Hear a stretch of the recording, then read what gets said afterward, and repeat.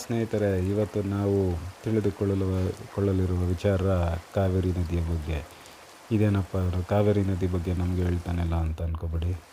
ಕಾವೇರಿಯ ಬಗ್ಗೆ ಕೆಲವೊಂದು ಮಾಹಿತಿಗಳನ್ನು ಹಂಚಿಕೊಳ್ಳಲು ಬಯಸುತ್ತೇನೆ. ಕಾವೇರಿಯ ನದಿಯ ಉಗಮ ಸ್ಥಾನ ನಮ್ಮ ಕೊಡಗಿನ ತಲಕಾವೇರಿಯಲ್ಲಿ ಆಗುತ್ತದೆ. ಕಾವೇರಿ ನದಿಗೆ ಹಲವಾರು ಉಪನದಿಗಳಿವೆ. ಕರ್ನಾಟಕದಲ್ಲಿ ಅನೇಕ ಉಪನದಿಗಳಿವೆ. ಅದರಲ್ಲಿ ಮೊದಲನೇದಾಗಿ ಬರುವುದು ಹಾರಂಗಿ. ಹಾರಂಗಿಯು ಕೊಡಗಿನ ಪುಷ್ಪಗಿರಿಯಲ್ಲಿ ಜನಿಸಿ ಕುಶಾಲನಗರದ ಕೂಡಿಗೆಯಲ್ಲಿ ಕಾವೇರಿಯನ್ನು ಸೇರುತ್ತಾಳೆ. ಅದನಂತರ ಎರಡನೆಯ ಉಪನದಿ ಹೇಮಾವತಿ.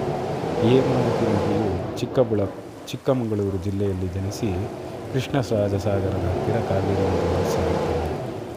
ಅದನಂತರ ಲಕ್ಷ್ಮಣ ತೀರ್ಥ ಎಂಬ ಒಂದು ಚಿಕ್ಕ ಉಪನದಿಯು ಕೊಡಗಿನ ಬ್ರಹ್ಮಗಿರಿಯಲ್ಲಿ ಜನಿಸಿ ಟಿ ನರಸೀಪುರದ ಹತ್ತಿರ ಕಾವೇರಿ ನದಿಯನ್ನು ಸೇರುತ್ತಾಳೆ. ನಂತರ ಕೇರಳದಲ್ಲಿ ಜನಿಸಿ ಟಿ ನರಸೀಪುರದ ಹತ್ರ ಸೇರುವ ಒಂದು ನದಿ ಹೆಸರು ಕಬಿನಿ.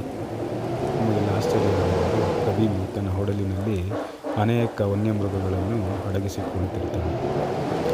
ತದನಂತರ ನಮ್ಮ ತುಮಕೂರಿನ ದೇವರಾಯನ ದುರ್ಗದಲ್ಲಿ ಜನಿಸಿ ಶಿವನ ಸಮುದ್ರದ ಹತ್ತಿರ ಸೇರುವುದು ಶಿಂಷಾ ನದಿ.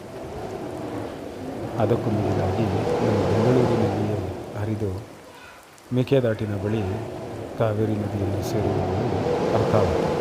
ಅರ್ಕಾವತಿ ನದಿಯ ಉಗಮ ಸ್ಥಾನ ನಂದಿ ಬೆಟ್ಟ. ಇದರ ನಂತರ ತಮಿಳುನಾಡಿನಲ್ಲಿ ಅನೇಕ ನದಿಗಳು ಕಾವೇರಿ ನದಿಯನ್ನು ಸೇರುತ್ತವೆ. ಅದರಲ್ಲಿ ಒಂದು ಭವಾನಿ. ಇದು ನೀಲಗಿರಿ ಬೆಟ್ಟದಲ್ಲಿ ಜನಿಸಿ ಕೂಡುತುರೈ ಬಳಿ ಕಾವೇರಿ ನದಿಯನ್ನು ಸೇರುತ್ತಾರೆ. ಅದನಂತರ ನೋಯ್ಯಾಲು ಜನಿಸಿ ಕರೂರು ಬಳಿ ಕಾವೇರಿ ನದಿಯನ್ನು ಸೇರುತ್ತಾಳೆ.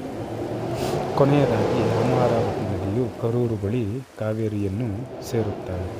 ಇಷ್ಟೆಲ್ಲ ಉಪನದಿಗಳನ್ನು ಒಳಗೊಂಡ ಕಾವೇರಿಯು ತಂಜಾವೂರಿನ ಬಳಿ ಬಂಗಾಳ ಕೊಲ್ಲಿಯನ್ನು ಸೇರುತ್ತದೆ. ಬಂಗಾಳ ಕೊಲ್ಲಿಯನ್ನು ಸೇರುವ ಮೊದಲು ಕಾವೇರಿ ನದಿಯು ಅನೇಕ ಫಲವತ್ತಾದ ಭೂಮಿಗೆ ತನ್ನ ತಂಪನ್ನೆರೆದು ಅನೇಕ ಕೃಷಿ ಚಟುವಟಿಕೆಗಳಲ್ಲಿ ಆಧಾರಸ್ಥಾನವಾಗಿ ನಿಂತಿದ್ದಾಳೆ.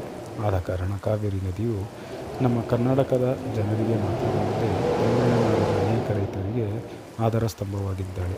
ಆದ ಕಾರಣಕ್ಕಾಗಿಯೇ ಕಾವೇರಿ ನದಿಯನ್ನು ತಮಿಳುನಾಡಿನ ಜನರು ಪೂಜಿಸಲ್ಪಡುತ್ತಾರೆ.